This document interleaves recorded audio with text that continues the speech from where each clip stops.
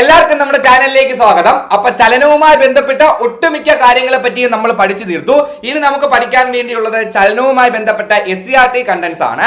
So ഞാൻ നിങ്ങളോട് ആദ്യമേ തന്നെ പറഞ്ഞായിരുന്നു, ഈ ചാനലിൽ ഒരു ടോപ്പിക് കവർ ചെയ്യുന്നത് ആദ്യം ആ ടോപ്പിക്കുമായി ബന്ധപ്പെട്ട ക്ലാസുകൾ നൽകുന്നതായിരിക്കും. അതിനുശേഷം അതുമായി ബന്ധപ്പെട്ട SCERT കണ്ടന്റ്സ് കവർ ചെയ്യും. അതിനുശേഷം ആ ടോപ്പിക്കുമായി ബന്ധപ്പെട്ട PYQs കവർ ചെയ്യും. അതിൽ ഫസ്റ്റ് സെക്ഷൻ ക്ലാസുകൾ നൽകി ആ ടോപ്പിക്ക് നിങ്ങളിലേക്ക് ആൾറെഡി എത്തിച്ചിട്ടുണ്ട്. ചലനം എന്ന് പറയുന്ന ടോപ്പിക്കിൽ 7ഓളം ക്ലാസുകൾ നമ്മൾ ചെയ്തിട്ടുണ്ട്. ഗ്രാഫ് ഉൾപ്പെടെ നമ്മൾ A to Z പഠിച്ചിട്ടുണ്ട്. ഇനി നമുക്ക് ചെയ്യേണ്ടത് SCERT കണ്ടന്റ്സ് കവർ ചെയ്യുക എന്നുള്ളതാണ്. ഇവിടെ നിങ്ങൾ ശ്രദ്ധിക്കേടാ, എല്ലാവരും ചോദിക്കും സാറേ പഴയ SCERT എടുക്കൂ, പുതിയ SCERT എടുക്കൂ. അതുകൊണ്ട് തന്നെ 2 SCERT ഉണ്ട്, പഴയതുമുണ്ട് പുതിയതുമുണ്ട്. ചലനവുമായി ബന്ധപ്പെട്ട് മെയിൻലി 4 ചാപ്റ്റേഴ്സ് നമുക്ക് നോക്കണം. ചലനത്തിനൊപ്പം ചലനവും ബലവും, ചലന നിയമങ്ങൾ, ചലന സമവാക്യങ്ങൾ. ഓക്കെ അല്ലേ? എടാ, ഈ കഴിഞ്ഞ AS എക്സാമിന് 2 ക്വസ്റ്റ്യൻസ് ഫിസിക്സിൽ നല്ല ഡിഫിക്കൽട്ടി എന്ന് കുട്ടികൾ പറയുന്ന 2 ക്വസ്റ്റ്യൻസ് ഉണ്ടായി. ഒന്ന് നമ്മുടെ ഗ്രാഫുമായി ബന്ധപ്പെട്ടതാണ്. മറ്റൊന്ന് ഇങ്ങനെ ഒരു ബോക്സ് തന്നിട്ട് 10 കിലോഗ്രാം മാസ് ഉള്ള ഒരു വസ്തു, ഇങ്ങോട്ട് 10 ന്യൂട്ടൺ ബലം, ഇങ്ങോട്ട് 8 ന്യൂട്ടൺ ബലം എന്നൊക്കെ പറഞ്ഞിട്ട് ആക്സിലറേഷൻ കണ്ടുപിടിക്കാൻ വേണ്ടി ചോദിച്ചില്ലേ? ഈ 2 ക്വസ്റ്റ്യൻസും പുതിയ SCERTയിലെ തുടർ പ്രവർത്തനത്തിന് ചോദിച്ചതാണ്. ക്ലിയർ? 2 ക്വസ്റ്റ്യൻ അവിടെയുണ്ട്, ഞാൻ കാണിച്ചു തരാം നിങ്ങൾക്ക്. വിത്ത് PYQ ആയിട്ട് കണക്ട് ചെയ്ത് കാണിച്ചു തരാം. ഓക്കെ അല്ലേ? അപ്പൊ നമ്മൾ തുടർ പ്രവർത്തനം ഉൾപ്പെടെ എന്ത് ചെയ്യും. ഇനി എനിക്കൊരു കാര്യം പേഴ്സണലി നിങ്ങളോട് പറയാൻ വേണ്ടിയുണ്ട്. എൻ്റെ ചില വാക്കുകൾ ഇന്നത്തെ ക്ലാസ്സിൽ നിങ്ങൾക്ക് മനസ്സിലാക്കാൻ ചിലപ്പോൾ ഇച്ചിരി ബുദ്ധിമുട്ടുണ്ടാകും. അതിൻ്റെ കാരണം എനിക്ക് വായിക്കാത്ത മൗത്ത് അൾസർ ആണ്. എന്ന് വെച്ച് കഴിഞ്ഞാൽ ഞങ്ങളുടെ നാട്ടിൽ വാപ്പുണ്ണെന്ന് പറയും. വായിക്കാത്ത നിറയെ മുറിവുകളാണ്. എനിക്ക് ഇടയ്ക്കിടയ്ക്ക് വരുന്നതാണ്, ടീച്ചിങ് ആയതുകൊണ്ടാണ്. സോ അപ്പോൾ അങ്ങനെ എന്തെങ്കിലും വാക്ക് നിങ്ങളിലേക്ക് ക്ലിയർ ആയില്ലെങ്കിൽ ഒന്നും കൂടി എന്ത് ചെയ്യുക, റിവൈൻഡ് അടിച്ച് അതൊന്ന് കാണുക. ഞാൻ എടുക്കാനുള്ള കാര്യം എന്ന് വെച്ച് കഴിഞ്ഞാൽ ഈ SCERTയും കൂടെ കവർ ആയാൽ ചലനം എന്ന സംഭവം കംപ്ലീറ്റ്ലി തീരും. പിന്നെ നമുക്ക് ക്വസ്റ്റ്യൻ വർക്കൗട്ടും കൂടെ കഴിഞ്ഞാൽ ചലനം എന്ന ടോപ്പിക്ക് അങ്ങൊരു സൈഡിലോട്ട് മാറ്റി വെക്കാം. അതുകൊണ്ടാണ്. സോ ഞാൻ നേരെ ക്ലാസ്സിലോട്ട് പോവുകയാണ്. എത്ര സമയം എടുക്കുമെന്നൊന്നും എനിക്കറിയില്ല. നേരെ പോകുന്നു. ഫസ്റ്റ് നമുക്ക് പഠിക്കാം ചലനത്തിനൊപ്പം. 6ാം ക്ലാസ്സിലെ ചാപ്റ്റർ ആണ്, പഴയ ടെക്സ്റ്റ് ബുക്കിലെയാണ് ചലനത്തിനൊപ്പം. ഇനി നിങ്ങൾ മനസ്സിലാക്കുക, SCERT കവർ ചെയ്യുമ്പോഴേ അതിൻ്റെ അകത്ത് ഒരുപാട് ആവശ്യമില്ലാത്ത അവർ ചോദിക്കുന്നത് സംസാരിക്കുന്നതായിട്ടുള്ള പോയിന്റ് ഉണ്ട്. അതൊന്നും ഞാൻ നിങ്ങളോട് പറഞ്ഞുകൊണ്ട് നിൽക്കുന്ന എന്തിനാണ്? നമുക്കതൊന്നും വേണ്ട. നമുക്ക് ആവശ്യമുള്ള പോയിന്റുകൾ ഞാൻ ഇവിടെ ഹൈലൈറ്റ് ചെയ്ത് വെച്ചിട്ടുണ്ട്. അത് കവർ ചെയ്ത് പോയാൽ മതി. ഓക്കെ, അതിനാവശ്യമായ മുകളിലോട്ടുള്ള കാര്യങ്ങളെ പറ്റി ജസ്റ്റ് ഞാൻ എന്ത് ചെയ്യും, ഒന്ന് വായിക്കും.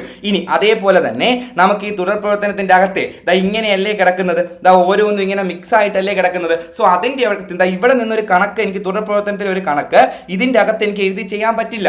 അതുകൊണ്ട് ഞാൻ അതിനെ ഓരോന്നിനെയും സെപ്പറേറ്റ് ചെയ്ത് മാറ്റി എന്ത് ചെയ്തിട്ടുണ്ട്, വെച്ചിട്ടുണ്ട്. അപ്പൊ ഈ ഏരിയയിൽ നമുക്ക് എന്ത് ചെയ്യാൻ പറ്റും, കണക്ക് ചെയ്യാൻ വേണ്ടി പറ്റും. ക്ലിയർ ആണേ നിങ്ങൾക്ക്? സോ അങ്ങനെയായിരിക്കും ക്ലാസ്സുകൾ പോവുക. ആവശ്യമുള്ള പോയിന്റുകൾ ഹൈലൈറ്റ് ചെയ്ത് വെച്ചിരിക്കുന്നു. തുടർ പ്രവർത്തനത്തിന് ഇങ്ങനെ അടുക്കടുക്കായിട്ട് കിടക്കുന്ന ക്വസ്റ്റ്യൻസിനെ മാറ്റി സെപ്പറേറ്റ് ചെയ്ത് പ്രത്യേക സ്ലൈഡ് ആക്കി വെച്ചിരിക്കുന്നു. ഓക്കെ, അപ്പോൾ ഒരു ഓർഡറിലാണ് പോകുന്നത്. നമുക്ക് നേരെ പോവാം. ഇതും കൂടെ കഴിഞ്ഞാലേ നമുക്ക് PYQ വർക്ക് ചെയ്യാൻ വേണ്ടി പറ്റുള്ളൂ. സോ ഇവിടെ അങ്ങനെയാണെങ്കിൽ ചലനത്തിനൊപ്പം എന്ന ചാപ്റ്റർ തുടങ്ങുന്നത് തന്നെ ഒരു ടീച്ചർ ഒരു ക്ലാസ് റൂമിലെ സംഭാഷണത്തിലൂടെയാണ്. നോക്ക്, ഭൂമിയിലുള്ള വസ്തുക്കളിൽ ചലിക്കാത്തവ ഏതെല്ലാം എന്നാണ് ആദ്യത്തെ ചോദ്യം. ഭൂമിയിലുള്ള വസ്തുക്കളിൽ ചലിക്കാത്തവ ഏതെല്ലാമാണ് എന്നാണ് ടീച്ചർ ചോദിക്കുന്നത്.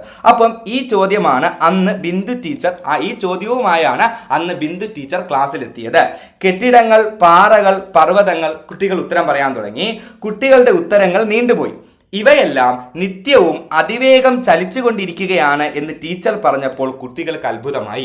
എന്താണ് സംഭവിച്ചത്? ഒരു ക്ലാസ് റൂമിൽ നമുക്ക് ചുമ്മാ ജസ്റ്റ് ഒരു തുടക്കമായിട്ട് കഥ പോലെ നോക്കാടാ. ഒരു ക്ലാസ് റൂമിൽ ടീച്ചർ വന്നു, ബിന്ദു ടീച്ചർ വന്നിട്ട് ചോദിച്ചു, ഇവിടെ ഭൂമിയിൽ ചലിക്കാത്ത വസ്തുക്കൾ ഏതൊക്കെയാണെന്ന് ചോദിച്ചു. അപ്പോൾ കുട്ടികൾ പറഞ്ഞു, കെട്ടിടങ്ങൾ, പാറകൾ, പർവ്വതങ്ങൾ, ഇതൊന്നും ചലിക്കുന്നില്ല എന്ന് പറഞ്ഞു. അപ്പോൾ ടീച്ചർ തിരിച്ചു പറഞ്ഞു, നിങ്ങൾ ഈ പറഞ്ഞതെല്ലാം നിത്യവും അതിവേഗം ചലിച്ചുകൊണ്ടിരിക്കുകയാണ് എന്ന് ആര് പറഞ്ഞു? ടീച്ചർ പറഞ്ഞു. സോ അതാണ് ഈ ചാപ്റ്ററിന്റെ തുടക്കം. ക്ലിയർ? സോ അങ്ങനെയാണെങ്കിൽ ഈ ചാപ്റ്ററിൽ എന്തിനെ പറ്റി ഡിസ്കസ് ചെയ്യുന്നു? ചലനത്തെ പറ്റി ഡിസ്കസ് ചെയ്യുന്നു. സോ നമുക്ക് നേരെ പോവാടാ. ടീച്ചർ പറഞ്ഞതിന്റെ ഉത്തരം നമുക്ക് ലാസ്റ്റ് നോക്കാം. സോ എന്താണ് പറയുന്നത്? ഭൂമിയിലുള്ള എല്ലാ വസ്തുക്കളും ഭൂമിയോടൊപ്പം ചലിക്കുന്നുണ്ട്. ഭൂമിയിലുള്ള എല്ലാ വസ്തുക്കളും ഭൂമിയോടൊപ്പം ചലിക്കുന്നുണ്ട്. ബഹിരാകാശത്ത് നിന്ന് നോക്കിയാലേ ഈ ചലനം നമുക്ക് തിരിച്ചറിയാവൂ. എന്താണ് അവിടെ ഉദ്ദേശിച്ചത്? എടാ, ഫസ്റ്റ് നമുക്ക് തിരിച്ചു പോയാൽ എന്താണ് ചലനം എന്ന് നോക്കാം. ചുറ്റുപാടുകളെ അപേക്ഷിച്ച് ഒരു വസ്തുവിനുണ്ടാകുന്ന സ്ഥാനമാറ്റമാണ് ചലനം. ഇതെല്ലാം നമ്മൾ ക്ലാസ്സിൽ പഠിപ്പിച്ചതാണ്. സോ ചുറ്റുപാടുകൾ, ചുറ്റുമുള്ള വസ്തുക്കൾ അല്ലെ. ഇപ്പൊ ഇവിടെ ഒരു മരമുണ്ട്, ബിൽഡിംഗ് ഉണ്ട് എന്ന് വിചാരിക്കുക. ഈ ചുറ്റുപാടുകളെ അപേക്ഷിച്ച് നമ്മൾ നോക്കുന്ന വസ്തുവിന്, നമ്മൾ ഇവിടെ നിന്ന് ഒരു വസ്തുവിനെ നോക്കുമ്പോൾ ആ വസ്തുവിനുണ്ടാകുന്ന സ്ഥാനമാറ്റത്തെയാണ് നമ്മൾ എന്തെന്ന് പറയുന്നത്? ചലനമെന്ന് പറയുന്നത് അല്ലെ. ചുറ്റുപാടുകളെ അപേക്ഷിച്ച്, ചുറ്റുമുള്ള വസ്തുക്കളെ അപേക്ഷിച്ച് നമ്മൾ നോക്കുന്ന വസ്തുവിനുണ്ടാകുന്ന സ്ഥാനമാറ്റത്തെയാണ് ചലനമെന്ന് പറയുന്നത്. ഈ ചുറ്റുപാടുകളെ ചലനത്തിൽ വിളിക്കുന്ന പേരെന്താണെന്ന് നമ്മൾ പഠിച്ചു. അവലംബക വസ്തുക്കൾ അല്ലെ. അതിനെ നമ്മൾ വിളിക്കുന്ന പേരാണ് അവലംബക വസ്തുക്കൾ. ചുറ്റുപാടുകളെ എന്തെന്ന് വിളിക്കുന്നു? അവലംബക വസ്തുക്കൾ എന്ന് വിളിക്കുന്നു. ഏത് വസ്തുവിനെ അപേക്ഷിച്ചാണോ ചലനം പറയുന്നത് അതിനെ വിളിക്കുന്ന പേരാണ് അവലംബക വസ്തുക്കൾ. ക്ലിയർ? അപ്പൊ അവലംബക വസ്തുക്കളെ അപേക്ഷിച്ച് അഥവാ ചുറ്റുപാടുകളെ അപേക്ഷിച്ച് നമ്മൾ നോക്കുമ്പോൾ ആ വസ്തുവിന് സ്ഥാനമാറ്റം ഉണ്ടായാൽ അവിടെ എന്ത് നടന്നു? ചലനം നടന്നു. നമ്മൾ നോക്കുമ്പോൾ ചുറ്റുപാടുകളെ അപേക്ഷിച്ച് നമ്മൾ നോക്കുന്ന വസ്തുവിന് സ്ഥാനമാറ്റം ഉണ്ടായില്ലെങ്കിൽ അവിടെ എന്ത് നടന്നില്ല? ചലനം നടന്നില്ല. നമ്മൾ ഫസ്റ്റ് ക്ലാസ്സിൽ പഠിച്ചതാണ്. സോ ചുറ്റുപാടുകളെ അപേക്ഷിച്ച് ഒരു വസ്തുവിന് സ്ഥാനമാറ്റം ഉണ്ടായാൽ ചലനം നടന്നു. ചുറ്റുപാടുകളെ അപേക്ഷിച്ച് നമ്മൾ നോക്കുമ്പോൾ സ്ഥാനമാറ്റം ഉണ്ടായില്ലെങ്കിൽ അവിടെ എന്ത് നടന്നില്ല? ചലനം നടന്നില്ല. സോ ഇവിടെ എന്ത് സംഭവിക്കുന്നു എന്ന് ചോദിച്ചു കഴിഞ്ഞാൽ നമ്മൾ ബസ്സിന്റെ എക്സാമ്പിൾ ഒക്കെ പഠിച്ചതല്ലേ, അതുപോലെ ഇത് നമ്മൾ ക്ലാസ്സിൽ പഠിച്ചതാണ്. എനിവേ ഇത് നമ്മുടെ ഭൂമിയാണ്. ഈ ഭൂമിയിലാണ് ആര് നിൽക്കുന്നത്? മനുഷ്യൻ നിൽക്കുന്നത്. മനുഷ്യനോടൊപ്പം പർവ്വതങ്ങളാവട്ടെ, അതുപോലെ തന്നെ മരങ്ങളാകട്ടെ, ഇതെല്ലാം ഇവിടെ നിൽക്കുകയാണ്, നമ്മുടെ ഭൂമിയിൽ നിൽക്കുകയാണ്. ഭൂമി എന്ത് ചെയ്യുന്നുണ്ട്? സൂര്യനെ ചുറ്റുന്നുണ്ട് അല്ലെ, സൂര്യനെ ചുറ്റുന്നുണ്ട്. അപ്പം ഭൂമി എന്ത് ചെയ്യാണ്? ചലിക്കുകയാണ്. ഭൂമി ചലിക്കുകയാണെങ്കിൽ ഭൂമിയുടെ അതേ വേഗതയിൽ ഭൂമിയിലുള്ള വസ്തുക്കളും എന്ത് ചെയ്യുന്നുണ്ട്? ചലിക്കുന്നുണ്ട് അല്ലെ. ഭൂമി ചലിക്കുകയാണെങ്കിൽ ഇപ്പൊ എന്റെ കൈയുടെ പുറത്ത് ഞാൻ പേന വെച്ചിട്ട് ഇങ്ങനെ ആക്കിയാൽ എന്റെ കൈ എത്ര വേഗത്തിലാണോ ചലിക്കുന്നത് അതേ വേഗത്തിൽ ഏതും ചലിക്കുന്നുണ്ട്, പേനയും ചലിക്കുന്നുണ്ട്. അതേപോലെ ഭൂമി ചലിക്കുന്നു. ഭൂമിയുടെ അതേ വേഗതയിൽ ആരും ചലിക്കുകയാണ്? മനുഷ്യരും അല്ലെങ്കിൽ വൃക്ഷങ്ങളും ഇവിടെയുള്ള പർവ്വതങ്ങളും എല്ലാം എന്ത് ചെയ്യുകയാണ്? ചലിക്കുകയാണ്. എന്നാൽ ഈ ചലനം നമുക്ക് തോന്നൂ? ഇല്ല. കാരണം എന്താണ്? നമ്മൾ നോക്കുമ്പോൾ നമ്മളും ചുറ്റുപാടും എല്ലാം ഒരേ വേഗതയിലല്ലേ ചലിക്കുന്നത്. ഒരേ വേഗതയിൽ ചലിച്ചാൽ ഒരു വ്യത്യാസം നമുക്ക് തോന്നൂ? ഇല്ല. അതുകൊണ്ടാണ് ഭൂമിയിൽ നിന്ന് നോക്കുമ്പോൾ ഈ വസ്തുക്കളെല്ലാം ചലിച്ചിട്ടും ചലനം നമുക്ക് എന്ത് ചെയ്യാത്തത്? തോന്നാത്തത് അല്ലേ. ഇത് നമ്മൾ പഠിച്ചതാണ്. അങ്ങനെയാണെങ്കിൽ ഈ ചലനം കാണണമെങ്കിൽ ഭൂമി ചലിക്കുന്നു, ഭൂമിയോടൊപ്പം മനുഷ്യനും ചലിക്കുന്നു. ഈ ചലനം കാണണമെങ്കിൽ നമ്മൾ ഭൂമിയുടെ പുറത്ത് നിന്ന് നോക്കണം, അതായത് ബഹിരാകാശത്ത് നിന്ന് നോക്കണം അല്ലെ. ഇവിടെ നിന്ന് നോക്കണം, ബഹിരാകാശത്ത് അല്ലെ. ബഹിരാകാശത്ത് നിന്ന് നോക്കിയാലേ നമുക്ക് ഈ ചലനം എന്ത് ചെയ്യാൻ പറ്റൂ? കാണാൻ വേണ്ടി പറ്റൂ. ക്ലിയർ? അങ്ങനെയാണെങ്കിൽ ബഹിരാകാശത്ത് ആദ്യമായി എത്തിയ വ്യക്തിയുടെ പേരാണ് എന്ത്? യൂറി ഗഗാറിൻ അല്ലേ. ആരാണ്? Yuri Gagarin. സോ ഭൂമി ചലിക്കുന്നു, ഭൂമിയോടൊപ്പം മനുഷ്യരും ചലിക്കുന്നുണ്ട്. ഈ ചലനം ആദ്യമായി നേരിട്ട് കണ്ട വ്യക്തി ആരാണ് എന്ന് ചോദിച്ചാൽ യൂറി ഗഗാറിനാണ്. ക്ലിയർ? അങ്ങനെ ഒരു പോയിന്റ് ഒന്നുമില്ല, പക്ഷേ ഇടയ്ക്ക് ചിലപ്പോൾ PSC ചോദിക്കും. സോ ഭൂമി ചലിക്കുന്നു, ഭൂമിയോടൊപ്പം എന്ത് ചെയ്യുന്നു? മനുഷ്യനും ചലിക്കുന്നു. ഈ ചലനം ആദ്യമായി നേരിട്ട് കണ്ട വ്യക്തി ഭൂമിയുടെ പുറത്ത് പോയ ആദ്യത്തെ ആളായിരിക്കും. അയാൾ ആരാണ്? യൂറി ഗഗാറിനാണ്. യൂറി ഗഗാറിൻ പോയതെന്നാണ്? 1961 ഏപ്രിൽ 12 യൂറി ഗഗാറിൻ ബഹിരാകാശത്തെത്തുന്നത്. ആ ഏപ്രിൽ 12 എന്ത് ദിനമാണ്? ബഹിരാകാശ ദിനമാണ്. ക്ലിയർ ആയോ? അപ്പം നിങ്ങൾ ആലോചിക്കുന്ന ഓഗസ്റ്റ് 23 എന്താണ്ടാ? ഓഗസ്റ്റ് 23 നാഷണൽ സ്പേസ് ഡേ ആണ്, ദേശീയ ബഹിരാകാശ ദിനമാണ്. ക്ലിയർ അല്ലേ? നിങ്ങൾക്ക് ഇത്രയും കാര്യം ഓക്കെ അല്ലേ? അങ്ങനെയാണെങ്കിൽ അതിനെ പറ്റിയാണ് ഇവിടെ എന്ത് ചെയ്യുന്നത്? പറയുന്നത്. നോക്ക്, ഭൂമിയിലുള്ള എല്ലാ വസ്തുക്കളും ഭൂമിയോടൊപ്പം ചലിക്കുന്നുണ്ട്. ബഹിരാകാശത്ത് നിന്ന് നോക്കിയാലേ ഈ ചലനം നമുക്ക് തിരിച്ചറിയാൻ ആവൂ. അടുത്ത് എന്നാൽ എന്തൊരു വേഗം, ഭൂമി എന്തൊരു വേഗത്തിലാണ് പോകുന്നത്? നമുക്കൊന്ന് നോക്കി. എന്തൊരു വേഗത്തിലാണ് പോകുന്നത്?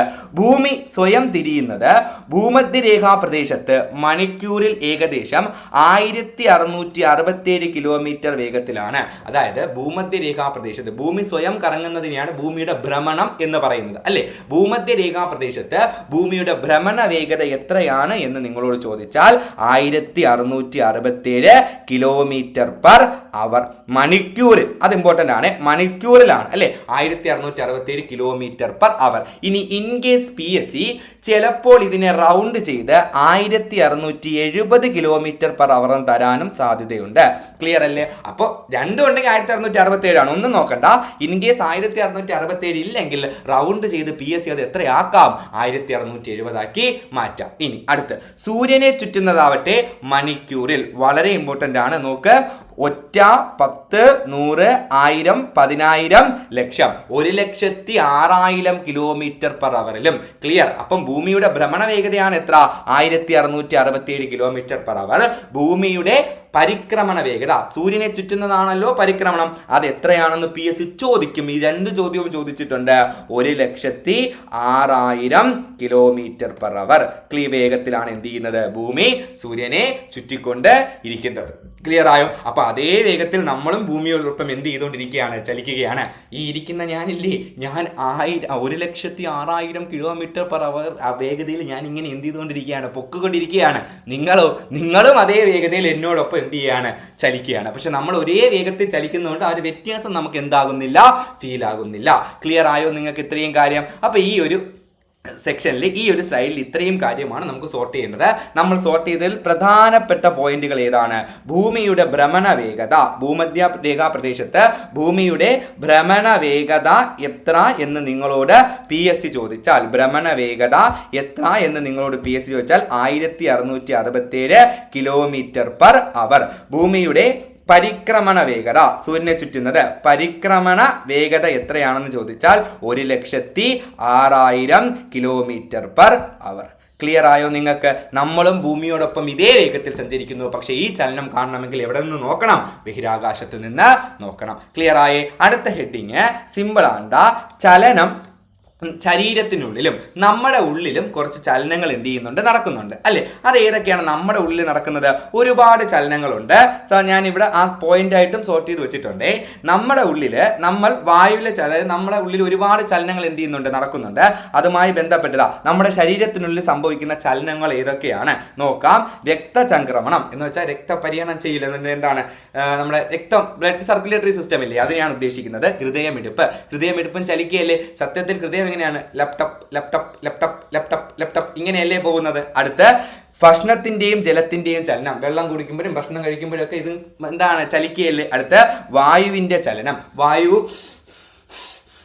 എന്ത് ചെയ്തുകൊണ്ടിരിക്കുകയാണ്? ചലിച്ചുകൊണ്ടിരിക്കുകയല്ലേ? സോ ഇതൊക്കെയാണ് ശരീരത്തിന്റെ ഉള്ളിൽ നടക്കുന്ന ചലനങ്ങൾ. അത്ര ഇമ്പോർട്ടൻ്റ് ആണോ? അല്ല. കാണുമ്പോൾ തന്നെ നിങ്ങൾക്കറിയാം അത്ര ഇമ്പോർട്ടൻ്റ് അല്ല. പക്ഷേ SCRT A to Z cover ചെയ്യുമ്പോൾ നമ്മൾ എല്ലാ കാര്യങ്ങളും എന്ത് ചെയ്യും? കവർ ചെയ്യുന്നതായിരിക്കും. ഇനി അടുത്ത് നോക്കിക്കോ, വായുവിന്റെ ചലനം തിരിച്ചറിയുന്ന സന്ദർഭങ്ങൾ ഏതെല്ലാം എന്നൊരു ചോദ്യമുണ്ട്. ക്ലിയർ. സോ വായുവിന്റെ ചലനം നമുക്ക് എങ്ങനെയൊക്കെ തിരിച്ചറിയാൻ പറ്റും? ഒരു കടൽ തീരത്തിരിക്കുമ്പോൾ വായു ചലിക്കുന്നത് നമുക്ക് സിമ്പിളി മനസ്സിലാകും. അടുത്തത് ഒരു പേപ്പർ കഷ്ണം കൊണ്ട് വീശുമ്പോൾ വായു ചലനം മനസ്സിലാവൂലേ? കൈ വീശി നോക്ക്, ഒരു കാറ്റ് വരുന്നില്ലേ? അധികം വീശരുത്, ഉറങ്ങിപ്പോകും. സോ തിരിച്ചു വരിക.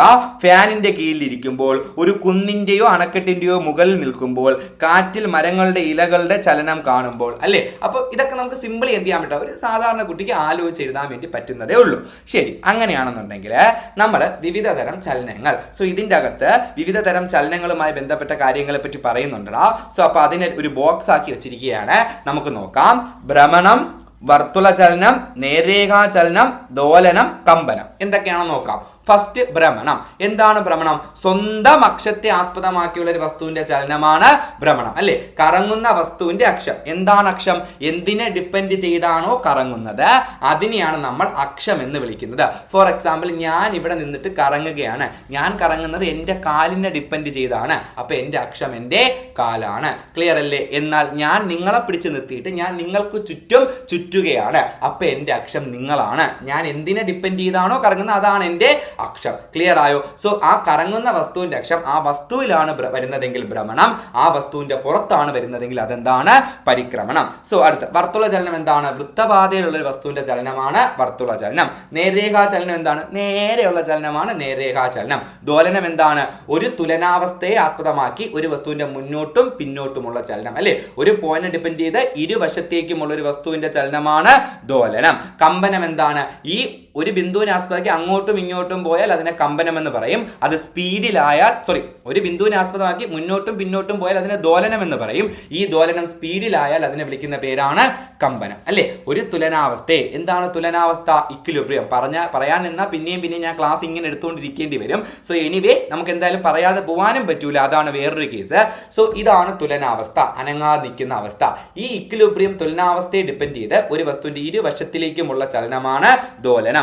ഊഞ്ഞാല്, അല്ലെ? പെൻഡുലം, അതൊക്കെ കാര്യങ്ങളൊക്കെ നമ്മൾ പഠിക്കുന്നതാണ്. സോ ഈ ദോലനം സ്പീഡിലായാൽ അതിനെ വിളിക്കുന്ന പേരാണ് കമ്പനം. ദ്രുതഗതിയിലുള്ള ദോലനമാണ് കമ്പനം. സോ അങ്ങനെയാണെങ്കിൽ നോക്കടാ, ഭ്രമണം. എക്സാമ്പിൾ, കറങ്ങുന്ന പമ്പരം. പമ്പരം കറങ്ങുന്നത് പമ്പരത്തിന്റെ ടിപ്പിനെ വെച്ചല്ലേ, ആ ടിപ്പ് പമ്പരത്തിലുള്ളതല്ലേ ഭ്രമണം.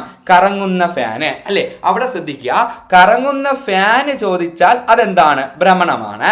ഫാനിലെ ലീഫ് ചോദിച്ചാൽ അത് പരിക്രമണമാണ്. ഫാനിന്റെ ലീഫ് എങ്ങനെ പരിക്രമണമാവും? നോക്ക്, ഇതല്ലേ ലീഫ്. ഈ ഫാനിന്റെ ലീഫിന്റെ ചലനം ചോദിക്കുമ്പോൾ ലീഫ് കറങ്ങുന്നത് ഇതിന്റെ അകത്തുള്ള മോട്ടറിനെ ഡിപ്പെൻഡ് ചെയ്തല്ലേ, അല്ലേ? ഇതിന്റെ അകത്തുള്ള മോട്ടറിനെ ഡിപ്പെൻഡ് ചെയ്തല്ലേ ലീഫ് കറങ്ങുന്നത്. മോട്ടറാണ് ലീഫിന്റെ അക്ഷം. അത് ലീഫിലല്ല വരുന്നത്, ലീഫിന്റെ പുറത്താണ് വരുന്നത്, അല്ലേ? ഈ ലീഫിനെ കൊണ്ട് നമ്മൾ ഇതിൽ എന്ത് ചെയ്യുന്നതാണ്? സ്ക്രൂ ചെയ്ത് വയ്ക്കുന്നതാണ്. ലീഫിലല്ല ഏത് വരുന്നത്? നമ്മുടെ മോട്ടർ വരുന്നത്. മോട്ടർ പുറത്താണ് വരുന്നത്. സോ ലീഫിന്റെ ചലനം, ഫാനിന്റെ ദളങ്ങളുടെ ചലനം എന്താണ്? പരിക്രമണമാണ്. ഫാൻ എന്ന് പറയുമ്പോൾ എൻ്റയർ ഫാനിനെയാണ് ഉദ്ദേശിക്കുന്നത്. മോട്ടറും അതിന്റെ പാർട്ടായിട്ട് മാറും. അപ്പോൾ അതെന്താണ്? ഭ്രമണമായിട്ട് മാറും. ക്ലിയർ ആയോ? ഫാൻ എന്ന് പറയുമ്പോൾ ഫാനിന്റെ അകത്ത് മോട്ടറും ഉണ്ട്. അപ്പോൾ മോട്ടർ അല്ലേ അവിടുത്തെ അക്ഷം, ആ മോട്ടർ ഫാനിന്റെ തന്നെയല്ലേ, അപ്പോൾ അത് ഭ്രമണം. ഫാൻ എന്ന് പറയുമ്പോൾ എൻ്റയർലി വരെ, ഫാനിന്റെ ലീഫ് ദളം എന്ന് പറയുമ്പോൾ ലീഫിനെ മാത്രമേ എന്ത് ചെയ്യുള്ളൂ? പരിഗണിക്കത്തുള്ളൂ. അടുത്ത് നോക്കാം, നോക്കിക്കോ. അപ്പോൾ ഞാൻ പറഞ്ഞത് ഫാനിന്റെ ചലനം ഭ്രമണമാണ്, ഫാനിന്റെ ദളങ്ങളുടെ ചലനം പരിക്രമണമാണ്. അടുത്ത ഭൂമിയുടെ ഭ്രമണം അറിയാം. വാഹനങ്ങളുടെ ചക്രങ്ങളുടെ കറക്കം. ചക്രങ്ങളും വേറൊന്നുമില്ലല്ലോ, സ്വന്തമായിട്ട് നിന്നല്ലേ കറങ്ങുന്നത്. അടുത്ത മിക്സിയുടെ ജാറിലെ ബ്ലേഡിന്റെ കറക്കം. ഇതൊക്കെ എന്താണ്? ഭ്രമണമാണ്. വർത്തുള ചലനം എന്ന് പറയുമ്പോൾ ഒരു കല്ല് കയറി കെട്ടിക്കറക്കുന്നത്. വൃത്തപാതയിലൂടെ എന്താണ്? കളി തീവണ്ടി ഓടുന്നത്. നമ്മൾ കുഞ്ഞുങ്ങൾ കളിക്കാൻ വേണ്ടി അങ്ങനെ തീവണ്ടിയില്ലേ, അതിങ്ങനെ വൃത്തപാതയിൽ കിടന്ന് ഓടാറില്ലേ. അടുത്ത് സൂര്യന് ചുറ്റുമുള്ള ഗ്രഹങ്ങളുടെ ചലനം. ജെയിന്റ് വീലിന്റെ ജെയിന്റ് വീലിലെ കസാരയുടെ കറക്കം. കറങ്ങുന്ന സൈക്കിൾ ടയറിന്റെ വാൽവ് ട്യൂബിന്റെ ചലനം. ഇതെല്ലാം എന്താണ്? വർത്തുളമാണ്. നിങ്ങൾ സിമ്പിൾ ആലോചിക്കുക, വൃത്തത്തിൽ കറങ്ങിയാൽ അത് എന്ത് ചലനമാണ്? വർത്തുളമാണ്. അവിടെ ഇതൊന്നും നിങ്ങൾ കാണാതെ ഒന്നും പഠിച്ചുകൊണ്ട് പോവരുത്. നിങ്ങൾ ആലോചിക്കുക, വൃത്തത്തിൽ കറങ്ങുകയാണോ അതെന്താണ്?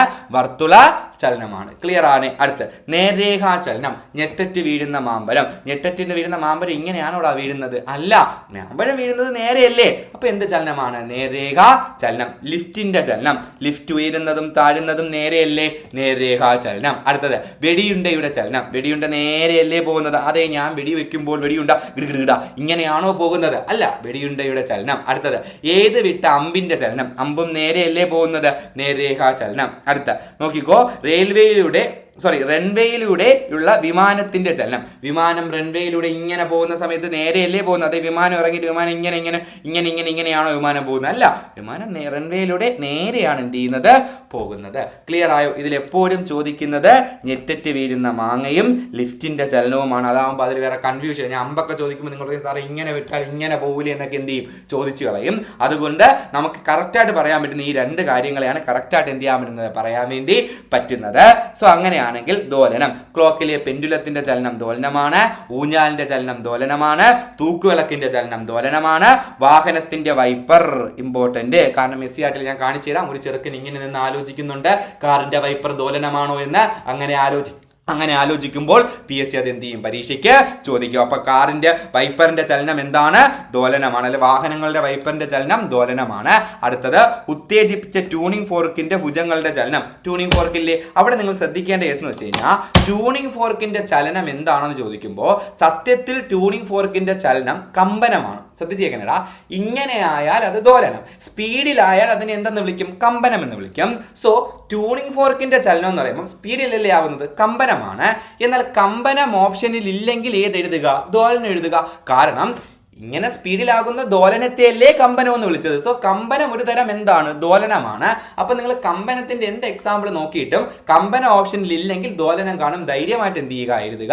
ഒരിക്കൽ PSC ചോദിച്ചു ട്യൂണിംഗ് ഫോർക്കിന്റെ ചലനം ഏത് തരം ചലനം എന്ന് ചോദിച്ചപ്പോൾ പിള്ളേരെല്ലാം കമ്പനം നോക്കി, ഇല്ലാത്തതുകൊണ്ട് കുറെ എണ്ണം എഴുതാതെങ്കിൽ വന്നു. പക്ഷേ അവിടെ ട്യൂണിംഗ് ഫോർക്കിന്റെ ചലനം കമ്പനം ഇല്ലെങ്കിൽ ഏത് എഴുതാം? ദോലനം എഴുതാം. താഴെ പറയുന്നതിൽ ഏത് തരം ചലനം എന്നാണ് ചോദിക്കുന്നത്. അപ്പൊ അതിലുള്ളത് ഏതാണോ ആപ്റ്റ് അതെടുത്ത് എന്ത് ചെയ്യുക? എഴുതുക. അടുത്ത് നോക്ക്, അതുകൊണ്ടാണ് ഒരേ എക്സാമ്പിൾ രണ്ട് സ്ഥലത്ത് വന്നത്. ക്ലിയർ ആണ് നിങ്ങൾക്ക്? അടുത്ത് ചെണ്ട കൊട്ടുമ്പോൾ തുകിലിന്റെ ചലനം. അതേപോലെ എന്താണ്? വീണ മീട്ടുമ്പോൾ വീണക്കമ്പിയുടെ ചലനം. അതായത് വീണ മീട്ടുമ്പോൾ വീണക്കമ്പിയുടെ ചലനം. അടുത്തത് ഗിത്താറിന്റെ വീണ, ഗിത്താർ, ഇതൊക്കെ നമ്മൾ ചോദിച്ചിട്ട് നെഞ്ചുക്കുൾ പെയ്തിടും മാമഴ, ആ സാധനം ഇല്ലേ? എൻ്റെ പാട്ട് വളരെ ബോറാണ് ഗൈസ്. ആ മറ്റേ നെഞ്ചുക്കുൾ പെയ്തിടും മാമഴ പാട്ടൊക്കെ ഇല്ലേടാ നമ്മുടെ സൂര്യ ഇങ്ങനെ പാടുന്നത്. സോ അതൊക്കെ എന്താണ്? ഗിത്താർ, അതേപോലെ വീണ, വയലിൻ, ഇതിന്റെയൊക്കെ ചലനം എന്താണ്? അത് കമ്പനമാണ്. ക്ലിയർ ആയോ നിങ്ങൾക്ക്? ഇനി കയ്യിലൊരു റബ്ബർ ബാൻഡ് വലിച്ചു പിടിച്ചിട്ട് അതിലൊരു തട്ട് തട്ടി ആ റബ്ബർ ബാൻഡ് ഇങ്ങനെ ഇങ്ങനെ ഇങ്ങനെ ഇങ്ങനെ അല്ലേ ആവുന്നത്? സോ സ്പീഡിലല്ലേ ആകുന്നത്? സോ അതും എന്താണ്? കമ്പനമാണ്. ഇതൊക്കെ നമ്മൾ ആൾറെഡി ക്ലാസ്സിൽ പറഞ്ഞതാണ്, അതുകൊണ്ടാണ് ഞാൻ സ്പീഡിൽ പോകുന്നത്. മാത്സ് വരുമ്പോൾ നമുക്ക് ഡൗൺ ആക്കാം, അതായത് മീൻസ് മാത്സ് വരുമ്പോൾ നമുക്ക് സ്ലോ ആക്കാം. സോ ഇത്രയും കാര്യങ്ങൾ വളരെ എളുപ്പമല്ലേ? ഭ്രമണം നിങ്ങൾ കാണാതെ പഠിക്കരുത്. സ്വന്തം അക്ഷത്തെ ആസ്പദമാക്കിയുള്ളത് ഭ്രമണം. ആ കറങ്ങുന്ന വസ്തുവിന്റെ അക്ഷം, കോർ അക്ഷം പുറത്താണ് വരുന്നതെങ്കിൽ അത് പരിക്രമണം. ഇനി നേരെയാണെങ്കിൽ നേരേഖാചലനം, ഇങ്ങനെ ഇങ്ങനെ ഇങ്ങനെ ആവുകയാണെങ്കിൽ ദോലനം, എന്നാൽ ഇങ്ങനെ ഇങ്ങനെ സ്പീഡിലായാൽ അതെന്താണ്? കമ്പനം. പക്ക, കഴിഞ്ഞു. ശരി, അങ്ങനെയാണെന്നുണ്ടെങ്കിൽ അത് നമ്മൾ പറഞ്ഞാണടാ. ഇനി നമുക്ക് ബലവും ചലനവും ശ്രദ്ധിച്ചേക്കണേ. ബലവും ചലനവും. ഈ സ്ഥലത്ത് നിങ്ങൾ സിംപ്ലി മനസ്സിലാക്കേണ്ട കേസ് ഇത്രയേ ഉള്ളൂ. ഒരു വസ്തു ന്യൂട്ടന്റെ ചലന നിയമത്തിലൊക്കെ വരുന്നതാണ്. ഒരു വസ്തു ഇങ്ങനെ വെറുതെ ഇരിക്കുകയാണെന്ന് വിചാരിക്കുക. സോ ഇത് ചലിക്കണമെങ്കിൽ അവിടെ ഞാൻ എന്ത് പ്രയോഗിക്കണം? ഒരു ബലം പ്രയോഗിക്കണം അല്ലേ? ഒരു വസ്തു നോക്കിക്കോ, സിമ്പിളി ആ എക്സാമ്പിളുകളാണ് ഇവിടെ കിടക്കുന്നത്. ഇത് ഇത്രയും നിന്നാൽ നമുക്ക് ആവശ്യമില്ലടാ. സോ നിങ്ങൾ മനസ്സിലാക്കേണ്ട കേസ് ശ്രദ്ധിച്ചേക്കണേ. ഒരു വസ്തു ഇങ്ങനെ വെറുതെ ഇരിക്കുകയാണ്. ഈ വസ്തു ചലിക്കണമെങ്കിൽ ഞാൻ ഉറപ്പായിട്ടും ഇവിടെ എന്ത് പ്രയോഗിക്കണം? ഒരു ബലം പ്രയോഗിക്കണം. ബേസിക്കലി നിങ്ങൾ മനസ്സിലാക്കടാ, ഇപ്പോഴേ ബലത്തിന്റെ യൂണിറ്റ്, ബലത്തെ നമ്മൾ എഫ് എന്ന ലെറ്റർ കൊണ്ടാണ് സൂചിപ്പിക്കുന്നത്. ബലത്തിന്റെ കാണാനുള്ള ഇക്വേഷൻ F=ma ആണ്. ബലത്തിന്റെ യൂണിറ്റ് ന്യൂട്ടൺ ആണ്. ബലത്തിന്റെ യൂണിറ്റ് എന്താണ്? ന്യൂട്ടൺ ആണ്. സോ ഇവിടെ ഇരിക്കുന്ന ഒരു പന്തില് ഞാൻ 10 ന്യൂട്ടൺ ബലം കൊടുത്താൽ ഈ പന്ത് എന്ത് ചെയ്യും? ചലിക്കും. ഞാൻ ബലം കൊടുത്താലേ ഈ പന്ത് എന്ത് ചെയ്യൂ? ചലിക്കൂ അല്ലേ? സോ ചലനത്തിന് കാരണം, അല്ലെങ്കിൽ ചലിക്കുന്നെങ്കിൽ അതിന് കാരണമായി എന്തുകൂടി കാണും? ഒരു ബലവും കൂടി കാണും. ക്ലിയർ? അപ്പൊ നിശ്ചലാവസ്ഥയിലെ വസ്തുവിനെ ചലിപ്പിക്കണമെങ്കിൽ നമ്മൾ എന്ത് പ്രയോഗിക്കണം? ഒരു ബലം പ്രയോഗിക്കണം. ഇനി ഒരു വസ്തു ഇങ്ങനെ ചലിച്ചുകൊണ്ടിരിക്കുകയാണെന്ന് വിചാരിക്കുക. ഇവിടെ ഫ്രിക്ഷൻ ഒന്നും ഇല്ലെങ്കിൽ ഈ വസ്തു ഇങ്ങനെ ചലിച്ചുകൊണ്ടിരിക്കുകയാണ്. ആ വസ്തുവിന്റെ ദിശയിൽ മാറ്റം വരുത്തണമെങ്കിലും ഞാൻ എന്ത് പ്രയോഗിക്കണം? ബലം പ്രയോഗിക്കണം. നമ്മൾ പഠിച്ചതാണ്. നിങ്ങൾ ആലോചിച്ച് നോക്കടാ, ഒരു വസ്തു ഇങ്ങനെ ചലിച്ചുകൊണ്ടിരിക്കുകയാണ്. ക്ലിയർ? സ്പേസിൽ കൂടി ഇങ്ങനെ ചലിച്ചുകൊണ്ടിരിക്കുകയാണ്. സോ ആ വസ്തു ഇങ്ങനെ ചലിച്ചുകൊണ്ടിരിക്കുമ്പോൾ അതിന്റെ ചലന ദിശയിൽ മാറ്റം വരണമെങ്കിൽ ഞാൻ അവിടെ എന്ത് പ്രയോഗിക്കണം? ഒരു ബലം പ്രയോഗിക്കണം. മര്യാദയ്ക്ക് പോണ വസ്തു പൊക്കോണ്ടിരിക്കില്ല. ഒരു ബലം പ്രയോഗിച്ചാലല്ലേ അതിന്റെ ദിശ എന്ത് ചെയ്യുള്ളൂ? ഡയറക്ഷൻ എന്ത് ചെയ്യത്തുള്ളൂ? മാറത്തുള്ളൂ. ക്ലിയർ അല്ലേ നിങ്ങൾക്ക്? സോ ഇനി നിങ്ങൾ മറ്റൊരു കേസും കൂടി ഇപ്പോഴേ പഠിച്ചു പോണേ. F=ma അല്ലേടാ. സോ എഫ് നമ്മൾ ഗ്രാഫിന്റെ ക്ലാസ്സിൽ പറഞ്ഞാണ്. ഫോഴ്സ് 0 ആണെങ്കിൽ അവിടുത്തെ ആക്സിലറേഷനും എന്തായിരിക്കും? 0 ആയിരിക്കും. കാരണം മാസ് ഒരിക്കലും എന്താവില്ല? 0 ആവില്ല. ഫോർ എക്സാമ്പിൾ, എനിക്ക് ബലം 0 എന്ന് കിട്ടണം, ഫോഴ്സ് എന്താണ്? 0 എന്ന് കിട്ടണം. എടാ, ഫോഴ്സ് 0 ആവണമെങ്കിൽ F=ma അല്ലേ? ma എന്ന പാർട്ട് എന്തായിട്ട് മാറണം? 0 ആയിട്ട് മാറണം. മാസ് ഒരിക്കലും 0 ആകില്ല. മാസ് എന്താണ്? കോൺസ്റ്റന്റ് ആണ്. പിന്നെ ആര് 0 ആവണം? a 0 ആയാലല്ലേ? ഇപ്പൊ മാസ് 10 ആണ്. മാസ് ഒരിക്കലും മാറില്ല. a 0 ആയാലേ അവിടെ ടോട്ടലി എന്തെന്ന് കിട്ടുള്ളൂ? 0 എന്ന് കിട്ടുള്ളൂ. സോ അതുകൊണ്ട് തന്നെ എപ്പോഴൊക്കെ ഫോഴ്സ് 0 ആണോ അപ്പോഴൊക്കെ ആക്സിലറേഷനും എന്തായിരിക്കും? 0 ആയിരിക്കും. എപ്പോഴൊക്കെ ഫോഴ്സ് 0 ആണോ അപ്പോഴൊക്കെ ആക്സിലറേഷനും എന്തായിരിക്കും? 0 ആയിരിക്കും. ക്ലിയർ ആണേ നിങ്ങൾക്ക്? പക്ക. ശരി, അങ്ങനെയാണ് എന്നുണ്ടെങ്കിൽ നമുക്ക് അടുത്ത സെക്ഷനിലോട്ട് പോവാം. നോക്കിക്കോടാ, ചലനവും ബലവും ഞാൻ പറഞ്ഞ കാര്യങ്ങളാണ് ഇവിടെ എഴുതി വെച്ചിരിക്കുന്നത്. വായിച്ചു നോക്കാടാ. നിശ്ചലാവസ്ഥയിലുള്ള വസ്തുക്കൾ ബലം പ്രയോഗിച്ച് ചലിപ്പിക്കാം. ചലിക്കുന്ന വസ്തുക്കളെ നിശ്ചലമാക്കാനും ബലം പ്രയോഗിക്കുന്നതിലൂടെ സാധിക്കും. ഒരു സാധനം ചലിച്ചുകൊണ്ടിരുന്ന ബലം പ്രയോഗിച്ചാൽ അത് നിൽക്കും. അടുത്ത്, ചലനത്തിന്റെ ദിശ മാറ്റാനും ചലനവേഗം കൂടുമ്പോഴും ചലനവേഗം കൂട്ടുകയോ കുറയ്ക്കുകയോ ചെയ്യാനും ബലം പ്രയോഗിക്കാം. സോ ബലം പ്രയോഗിച്ച് നമുക്ക് എന്തൊക്കെ ചെയ്യാൻ പറ്റും? ചലിക്കുന്നവനെ നിർത്താം, ചുമ്മാ ഇരിക്കുന്നവനെ ചലിപ്പിക്കാം, അതേപോലെ ചലിക്കുന്നവന്റെ ദിശ മാറ്റാം, വേഗത കൂട്ടാം. ഇങ്ങനെ പൊക്കോണ്ടിരിക്കുന്ന ഒരു ഞാൻ പിടിച്ച് കുറച്ചും കൂടെ ബലം കൊടുത്താൽ വേഗത എന്തി കൂടും. അത്രയേ ഉള്ളൂ. സിമ്പിൾ കാര്യമാണ്. ചലനം പലവിധം. ഇതാണ് ഞാൻ നേരത്തെ ബോക്സ് ആക്കി നിങ്ങൾക്ക് എന്ത് ചെയ്തത്? പറഞ്ഞു തന്നത്. ക്ലിയർ ആയോ? ഒരു കുട്ടി കല്ല് കയറി കെട്ടി കറക്കുന്നത് വർത്തുള ചലനമാണ്. പമ്പരം കറങ്ങുന്നത് ഭ്രമണമാണ്. മാങ്ങ ഞെട്ടിട്ട് വീഴുന്നത് നേരേഖാ ചലനമാണ്. വൃത്തപാതയിലൂടെ കളിവണ്ടി ഓടുന്നത്, അല്ലെങ്കിൽ തീവണ്ടി ഓടുന്നത് വർത്തുള ചലനമാണ്. ലിഫ്റ്റ് ഉയരുന്നത് താഴുന്നതും എന്താണ്? നേരേഖാ ചലനമാണ്. ടയറിന്റെ ചക്രം സ്വന്തം ആക്സിസിനെ ഡിപ്പെൻഡ് ചെയ്ത് ഇങ്ങനെ കറങ്ങിക്കൊണ്ടിരിക്കുകയാണ്. സോ അതുകൊണ്ട് അത് ഭ്രമണമായിട്ട് പറയാം, അല്ലെങ്കിൽ വർത്തുള ചലനമായിട്ട് പറയാം. അപ്പൊ എന്നോട് ചില കുട്ടികൾ ചോദിച്ച്, സാറേ ഭ്രമണത്തിൽ പറയുന്നതെല്ലാം വർത്തുളത്തിലും പറഞ്ഞൂടെ, അല്ലെങ്കിൽ പരിക്രമണത്തിൽ പറയുന്നതെല്ലാം വർത്തുളത്തിലും പറഞ്ഞൂടെ എന്ന് ചോദിച്ചാൽ, എടാ സത്യത്തിൽ വർത്തുള ചലനമില്ലേ? ഈ വർത്തുള ചലനത്തിന്റെ 2 ഡിവിഷൻ ആണ് ഇത്, ഭ്രമണവും പരിക്രമണവും. സോ ഈ ഭ്രമണവും പരിക്രമണവും ആണെങ്കിൽ അത് നോർമലി അത് എന്തായിരിക്കും? വർത്തുള ചലനം ആയിരിക്കും. അതുകൊണ്ടാണ് നിങ്ങൾക്ക് അവിടെ ഒരു ലിങ്ക് കാണാൻ വേണ്ടി പറ്റുന്നത്. ശരി, അങ്ങനെയാണെങ്കിൽ അടുത്ത് നോക്കിക്കോ. ഇത് ശ്രദ്ധിച്ചേക്കണേ. ഇത് നമ്മൾ എന്താണ് പറഞ്ഞത്? ഒരു വസ്തുവിന്റെ നേരേഖയിലുള്ള ചലനമാണ് നേരേഖാ ചലനം. സ്വന്തം അക്ഷത്തെ ആസ്പദമാക്കിയുള്ള വസ്തുവിന്റെ ചലനമാണ് ഭ്രമണം. ഇത് ഇതേപോലെ PSC ചോദിച്ചിട്ടുണ്ട്. ഇതേ സെന്റൻസിൽ PSC ചോദിച്ചിട്ടുണ്ട്. അടുത്തത് വൃത്താകാര പാതയിലൂടെയുള്ള ചലനമാണ് വർത്തുള ചലനം. വർത്തുള ചലനത്തിൽ നിങ്ങൾ ഓർക്കേണ്ട എന്താണ്? മൺപാത്രങ്ങളുടെ നിർമ്മാണം അല്ലെ? മൺപാത്രങ്ങളുടെ നിർമ്മാണം ചോദിക്കുമ്പോൾ അതെന്ത് ചലനമാണ്? വർത്തുള ചലനമാണ്. ഈ മൺപാത്രങ്ങളുടെ നിർമ്മാണം വർത്തുള ചലനം ഇല്ലെങ്കിൽ നമ്മൾ ഏതെഴുതണം? നമ്മൾ ഘൂർണന ചലനം എന്നെഴുതണം. എന്ത് ചലനോടാ? ഘൂർണന ചലനം. ചിലപ്പോൾ PSC ഈ ഗായായിരിക്കും തരിക. ഘൂർണന ചലനം എന്നെന്ത് ചെയ്യുക? എഴുതുക. ക്ലിയർ ആണ്? വർത്തുളം ഇല്ലെങ്കിൽ അവിടെ ഓപ്ഷനിൽ ഘൂർണന ചലനം എന്ന് കാണും. അടുത്ത് നോക്കിക്കോ, എന്താണ് നമ്മൾ ദോലനത്തെ പറ്റിയാണ് പറയുന്നത്. ഒരു തുലന വസ്തു ഒരു തുലന സ്ഥാനത്തെ ആസ്പദമാക്കി ഇരുവശങ്ങളിലേക്കും ചലിക്കുന്നതാണ് ദോലനം. ഒരു വസ്തു എന്താണ്? ഒരു തുലന സ്ഥാനത്തെ ആസ്പദമാക്കി ഇരുവശത്തിലേക്കും ചലിക്കുന്നതാണ് ദോലനം. ദോലനത്തെ പറ്റി ഡീറ്റെയിൽ ആയിട്ട് നമ്മൾ സൗണ്ടിൽ പഠിക്കും. അങ്ങനെയാണെങ്കിൽ ദോലനത്തിന്റെ എക്സാം ആണ് ക്ലോക്കിലെ പെൻഡുലം, ഊഞ്ഞാലിന്റെ ചലനം, തൂക്കിയിട്ടിരിക്കുന്ന തൂക്കുവിളക്ക്. ഇവിടെ നോക്ക്, ചെറുക്കൻ ചോദിക്കുന്നുണ്ടോ കാറിന്റെ വൈപ്പർ ദോലനമാണോ? ആണ്. ഒരു പോയിന്റ് ഡിപ്പെൻഡ് ചെയ്ത് അങ്ങോട്ടും ഇങ്ങോട്ടുമാണ് എന്ത് ചെയ്യുന്നത്? ചലിക്കുന്നത്. ക്ലിയർ ആണേ നിങ്ങൾക്ക് ദോലനം? ഓക്കെ. അങ്ങനെയാണെങ്കിൽ ഞാൻ അടുത്തതിലോട്ട് പോവുകയാണ്. അടുത്ത് ദോലനം ഇങ്ങനെയും ദ്രുതഗതിയിലുള്ള ദോലനങ്ങളെ കമ്പനം എന്ന് പറയുന്നു. എന്താണ്? ദോലനം സ്പീഡിലായാൽ അതിനെ കമ്പനം എന്ന് പറയുന്നു. ട്യൂണിംഗ് ഫോർക്കിന്റെ ഒരു ഭുജത്തിൽ റബ്ബർ ഹാമർ കൊണ്ട് അടിക്കുക. അതായത് ട്യൂണിംഗ് ഫോർക്കിന്റെ ചലനം, അത്രയുള്ള ട്യൂണിംഗ് ഫോർക്കിന്റെ ചലനം. വലിച്ചു പിടിച്ച റബ്ബർ ബാൻഡ് വിരൽ കൊണ്ട് തട്ടുക. അത് അടക്കണേണ്ട. ഓക്കെ. ഇനി സ്കെയിൽ വെച്ച് ബെഞ്ചിൽ വെച്ചിട്ട് ഇങ്ങനെ തട്ടുമ്പോഴത്തേക്കും സ്കെയിലും ഇങ്ങനെ ആവൂലേ? ഇതെല്ലാം എന്ത് ചലനമാണ്? കമ്പനമാണ്. ഇനി നിങ്ങൾ ആലോചിക്കുക, ഇൻസ്ട്രുമെന്റ്സിലെ വീണ, ഗിത്താർ ഇതേപോലുള്ള സാധനങ്ങളൊക്കെ എന്താണ്? കമ്പനം. കാരണം ആ കമ്പിയെ പിടിച്ച് നമ്മൾ ഇങ്ങനെ തട്ടയല്ലേ ചെയ്യുന്നത്. സോ അപ്പോൾ അതും എന്ത് തരം ചലനമാണ്? അത് കമ്പനമായിരിക്കും. ഇൻ കേസ് കമ്പനം ഇല്ലെങ്കിൽ നിങ്ങൾ ഏത് എഴുതിക്കോണം? ദോലനം എഴുതിക്കോണം. എഴുതാതെ എന്ത് ചെയ്യരുത്? വരരുത്. അടുത്ത് കമ്പനം കാണാം. ഇതിന്റെ ഒന്നിന്റെയും ആവശ്യം നമുക്കില്ല. ഞാൻ ഈ PDF നമുക്ക് നമ്മുടെ ടെലിഗ്രാം ചാനലായ ഫിസിക് PSC എന്ന ചാനൽ ഇട്ട് തരുന്നതായിരിക്കും. എന്നോട് കുട്ടികൾ പറഞ്ഞു, സാറേ സെർച്ച് ചെയ്യുമ്പോൾ കിട്ടാനില്ലാണ്. ഒന്നുമില്ല, ഫിസിക് എന്ന് എഴുതിയിട്ട് PSC ഗ്യാപ്പ് ഇടാതെ സെർച്ച് ചെയ്താൽ മതി. അപ്പം ഫിസിക് PSC ബൈ ശ്രീരാജ് എന്ന് വരും. അതാണ് നമ്മുടെ ടെലിഗ്രാം ചാനൽ. ശരി, അങ്ങനെയാണെന്നുണ്ടെങ്കിൽ അടുത്ത് നോക്ക്, ഇത് നമ്മൾ കവർ ചെയ്തതാണ്. ഇത് നമ്മൾ എന്ത് ചെയ്തതാണ്? സോ അടുത്ത് നോക്കാടാ, ഇവിടെ കണ്ടോ, ഞാൻ ഇവിടെ കിടക്കുന്ന എക്സാമ്പിൾ ഒരു തയ്യൽക്കാരൻ്റെ. ഇത് എപ്പോഴും PSC കുട്ടികൾക്ക് തെറ്റിപ്പോണെയാണ്. ഒരു തയ്യൽക്കാരൻ വസ്ത്രങ്ങൾ തുന്നുമ്പോൾ ഉണ്ടാകുന്ന വ്യത്യസ്ത തരം ചലനങ്ങൾ ഏതൊക്കെയാണ്? നമുക്കൊരു തയ്യൽ മെഷീൻ നോക്കിയാലോ. ഈ തയ്യൽ മെഷീനിൽ ഒരുപാട് കാര്യങ്ങളുണ്ട് അല്ലേ? ഇതിൽ നമുക്കറിയാം ഇതിൻ്റെ അകത്ത് സൂചി. ഈ സൂചി എന്താണ് ചെയ്യുന്നത്? സൂചിയല്ലേ ഇങ്ങനെ വന്നിട്ട് എന്ത് ചെയ്യുന്നതാ? ടിക് ടിക് ടിക് ടിക് ടിക് ടിക് ടിക് എന്ന് അടിക്കുന്നത്. ഈ സൂചി അപ്പം നേരേഖയല്ലേ ഇങ്ങനെയല്ലേ അടിക്കുന്നത്? നേരെയല്ലേ കിടുകിടുകിട അടിക്കുന്നത്. സോ സൂചിയുടെ ചലനം എന്താണ്? നേരേഖയാണ്. ഇനി ഇദ്ദേഹം കാല് വെച്ച് പെടൽ ഇങ്ങനെയല്ലേ ആക്കുന്നത്? ഒരു തുലനത്തെ ആസ്പദമാക്കി മുന്നോട്ടും പിന്നോട്ടും അല്ലേ ആക്കുന്നത്. സോ ആ പെടലിന്റെ ചലനം എന്താണ്? ദോലനമാണ്. സോ അതാണ് ഞാൻ ഇവിടെ എഴുതുന്നത്. പെടലിന്റെ ചലനം എന്താണ്? ദോലനമാണ്. സൂചിയുടെ ചലനം നേരേഖാ ചലനമാണ്.